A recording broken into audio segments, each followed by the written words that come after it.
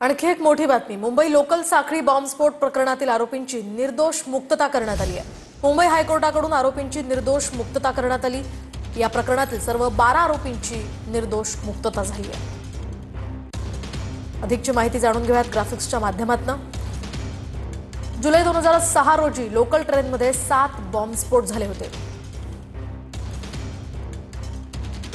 तर या बॉम्बस्फोटांमध्ये 209 जणांचा मृत्यू झाला होता, तर 800हून अधिक जण जखमी झाले होते।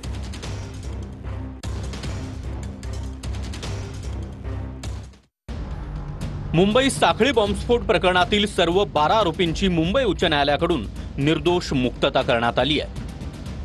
आरोपींनी या सुनावणीला येरवडा, नाशिक, अमरावती, नागपूर तुरुंगातून व्हिडिओ कॉलद्वारे हजेरी लावली। पोलिसांनी मारहाण करून जबाब नोंदवले असा आरोप या प्रकरणातील दोषींनी केला होता।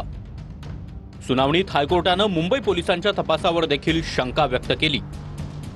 आरोपींविरोधात केवळ शंकेपलीकडे कोणतेही सबळ पुरावे तपास यंत्रणा सादर करू शकली नाहीत असं कोर्टाने म्हटलंय। घटनेला 100 दिवस झाल्यानंतर टॅक्सी चालक किंवा ट्रेनमधील प्रवाशांना आरोपी आठवणं शक्य नाही असं हायकोर्टाने म्हटलंय।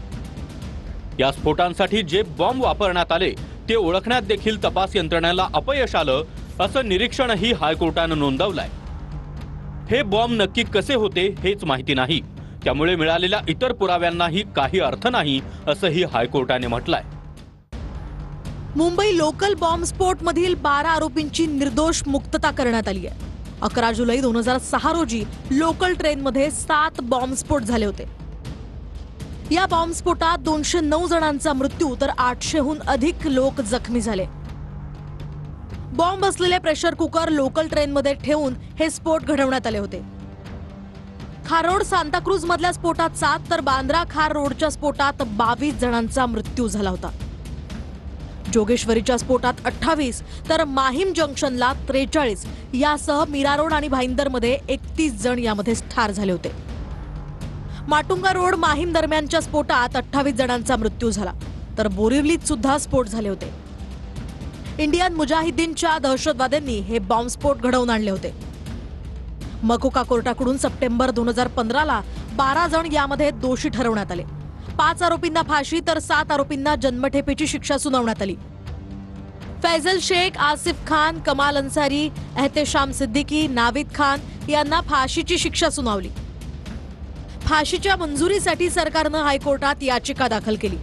आज मात्र या सगळ्या आरोपींची निर्दोष मुक्तता झाली आहे। दरम्यान उच्च न्यायालयाच्या निर्णयाला आता राज्य सरकार सर्वोच्च न्यायालयात आव्हान देणार आहे।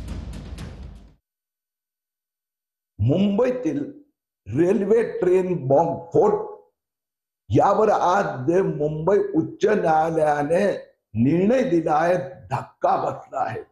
निश्चितपणे 2006चा तपास, त्यानंतर लीगल रिप्रेझेंटेशन, न्यायालयात मांडणी या त्रुटी राहिल्या असेल, परंतु मुंबईकरांना न्याय हवाय। ते जे अतिरेकी आहेत ते फाशीवर लटकलेच पाहिजे। मी मुख्यमंत्री देवेंद्र फडणवीस यांना अपील केली आहे की चांगली इन्व्हेस्टिगेशन लीगल टीमची रचना करा, सर्वोच्च न्यायालयात जा, मुंबईकरांना न्याय मिळालाच पाहिजे। कोर्टातनं कुठल्या शेवटी पुराव्यावर कोर्ट चालतं, त्यामुळे त्यावर काही टिप्पणी करणं योग्य होणार नाही की कोर्टाचा निकाल आल्यावर त्यावर काही मी टिप्पणी करणार नाही कोर्टाच्या निकालावर।